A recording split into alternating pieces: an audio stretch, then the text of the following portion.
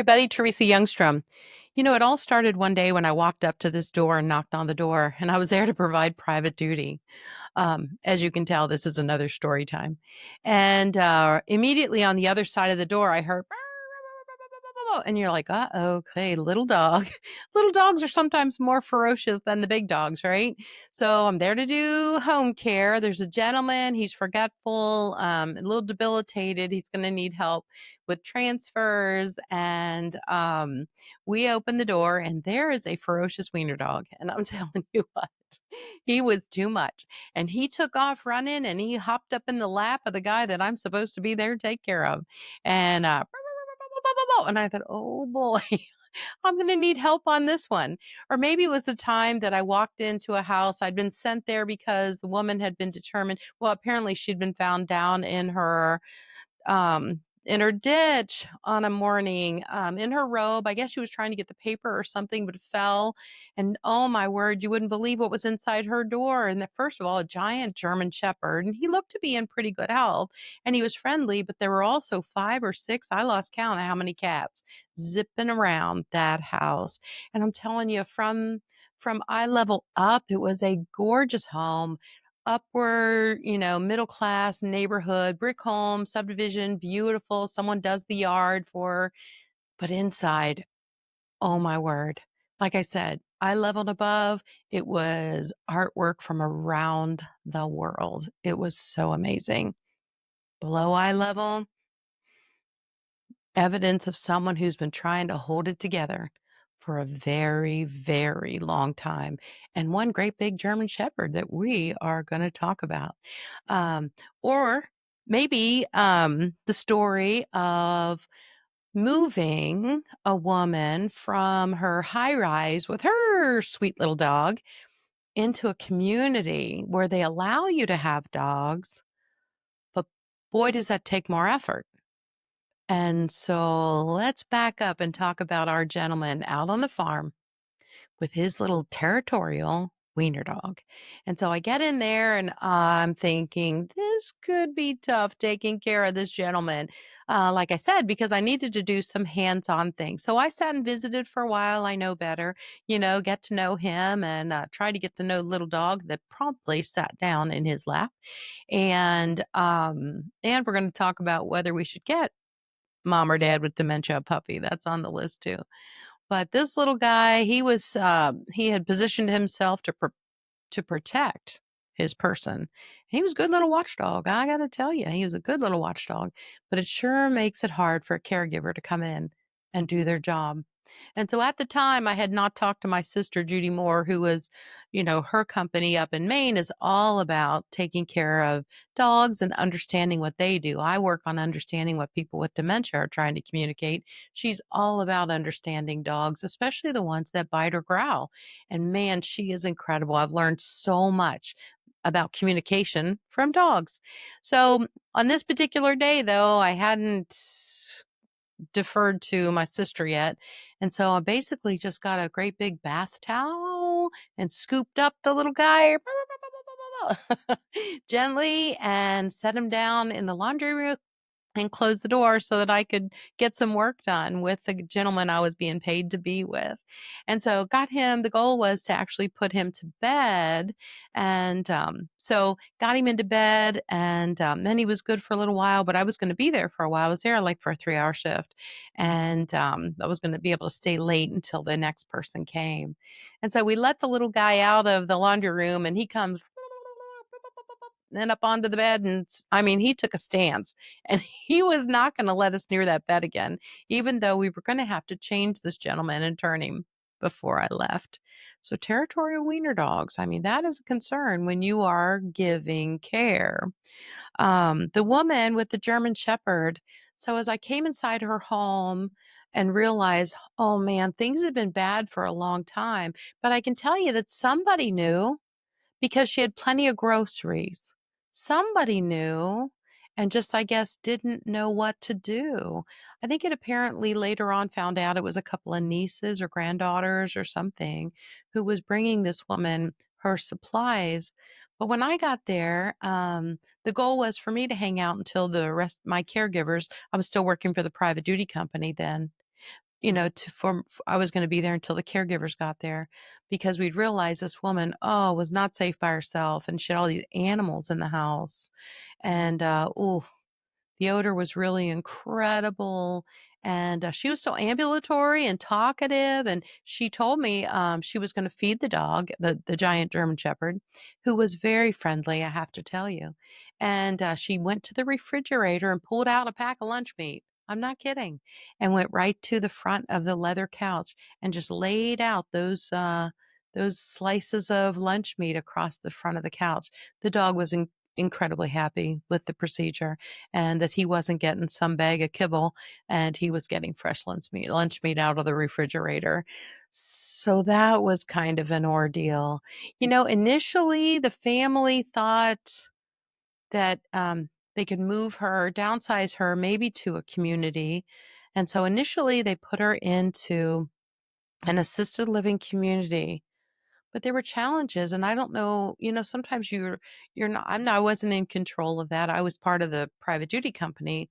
I wasn't her care manager. I wasn't in the position of really advising the family. Um, but I have to tell you that they moved her into a home that had a sliding glass door that went out to let the dog out. Well, guess what was out the sliding glass door? Yes, there was a patio and there were a couple pieces of furniture. Yes.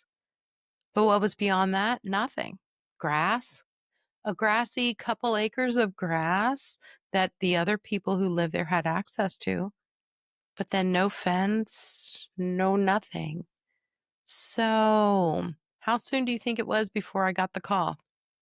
Dog's gone. Where's the dog? Nobody knew. When did the dog get let out? Nobody knew. Okay. Okay, so I thought I gotta give it my best effort, and so I went on a hunt looking for the dog, and by the grace of God, found that big German Shepherd wandering a couple of subdivisions over. I went around and figured out where that grassy area, what subdivision it backed up to and what cul-de-sac, and, just started cruising around and asking people, "Have you seen a stray dog? Have you seen a big German Shepherd? Have you seen this dog?" And finally started getting some, "Oh, yeah, we did over on Oak Street. Yeah, we did over on, whatever street." And by the grace of God, was able to find that dog. And so she was happy the dog was found, but ultimately we needed to relocate the dog, meaning the granddaughter ended up taking the dog and then would bring him to visit his person, once a week or so. But a lot goes into caring for pets when we're forgetful, when we have dementia, um, and then or maybe when you're the caregiver trying to care for someone, right? And you have your dementia. I also had a granddaughter. Now this granddaughter was probably 40 because grandma was, you know, 80 something. And was one of those situations where she didn't wanna be the bearer of bad news, she wanted to be the good news person. She wanted to be the good cop, not the bad cop. Do you understand what I mean?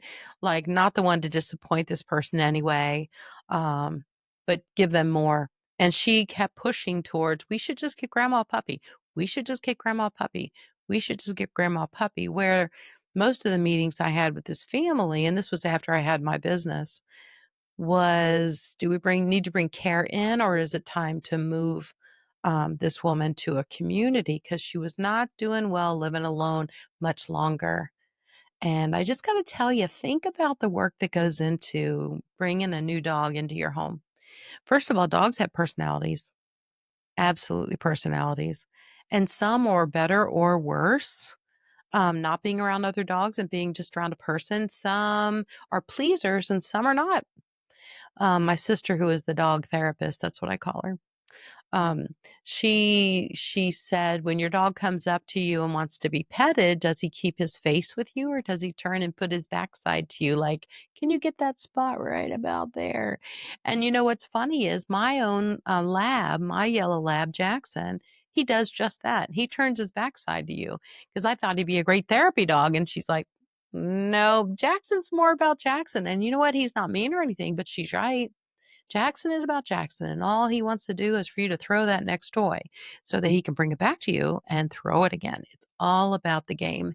It's all about chasing things and bringing them back.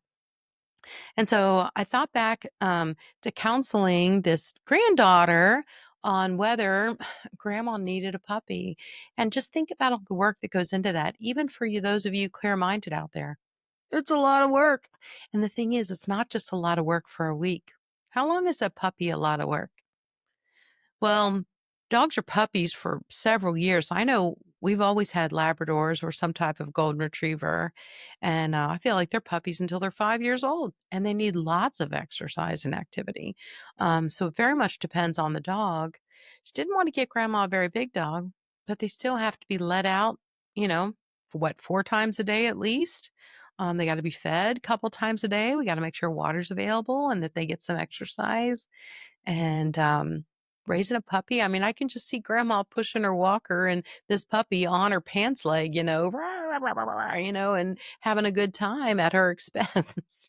And so we really got to think twice about buying an animal for someone. I would say if grandma's husband is alive and he is clear-minded, or maybe grandma lives with her daughter's family and they're all clear-minded and they can help take care of the pet, then pet can be a beautiful thing for a person. Again, personality matters on the animal. Um, and so you want to do a lot of research and homework and find the right pet, right size too. So there is there are times when it's a great idea to bring a pet into the home for a senior or someone living with brain change. What a great companion that could be. But there are plenty of times it's not a good idea because you know what? It's devastating to have to then remove a pet from someone. And we've had to do that several times and it's a heartbreaker. Um, the one woman that we moved from the high rise into a community, the good news was she could afford to bring in private duty. And so private duty was there to walk the dog and to clean up after it. They did like papers on the floor that it went to the bathroom on and all that. But someone was there, twice a day to make sure that the dog was getting everything it needed. It was a very little dog, like a Yorkshire Terrier or Chihuahua or something very small. And so she was able to keep her dog. It did sleep with her. She loved that. He had his own set of steps, up to the bed. And, but that situation worked just because she could afford to have private duty coming in and taking care of them. Now, some of you are thinking, well, I thought they were a trip hazard. Well, you're absolutely right. A little pet around grandma's feet or grandpa's feet can definitely be a trip hazard. And so we would have to be careful about that. But hopefully we bring this pet in before they've declined maybe to that point. Maybe we bring them in much, much earlier. Um, so back to the territorial Weiner dog. Yeah, he was something. And so that evening when we needed to change, we'll call him Mr. Brown, and turn him and everything in his bed, I had to scoop him up again with the beach towel. What my sister later advised is if I was going to be going back there, which I was, that I would sit on the floor and play balls with him, toss balls with him. That he was just defending his person. He was just doing his job. And maybe if he got to know me a little bit more, maybe he was, more trusting of me, maybe he wouldn't be so defensive. And he definitely would have bit me. He's a little dog and he was doing his job. And there was no way we could have handled or changed his person, done anything physical, put a gate belt on or lifted him or anything without the little dog really being upset. So in the short term, we did scoop him up with a beach towel and put him in the laundry room. But in hindsight, or I should say later in the care of that gentleman, the little dog and I did become friends. I don't know if I was there. I don't remember being there long enough where he eventually wanted me to do anything, come between him and his person. And I think that was pretty normal. So, couple notes. What did we learn? Well, it's not always appropriate to get someone living with brain change a new pet, okay? If they've had a pet, then let's decide how we can best take care of them. Do we need to hire help to help with the pet? Or do we need to make sure we hire help that are good with pets? Okay.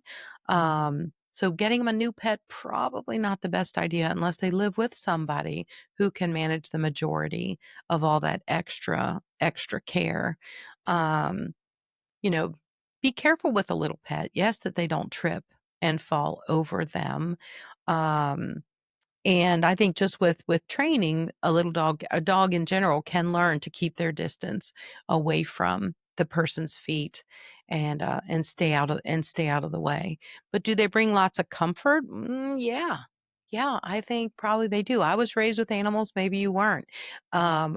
We always had animals. Honestly, my mom ran the Humane Society when I was a kid, so needless to say, we always had a lot of pets at our house, even if it was just to let them have their puppies, and then my mom would get the puppies homes and go from there, and then get a home for the mama dog.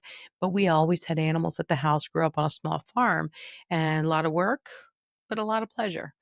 And that's what pets are. They can be a lot of work, but a lot of pleasure. And so today, should we get, pets for people living with dementia, or what do we do with a territorial wiener dog? I hope you've enjoyed this story and hope we've learned a few things. I'm Teresa Youngstrom. I hope you'll like and share and subscribe to our channel so that when we get new ideas, we can share them with you.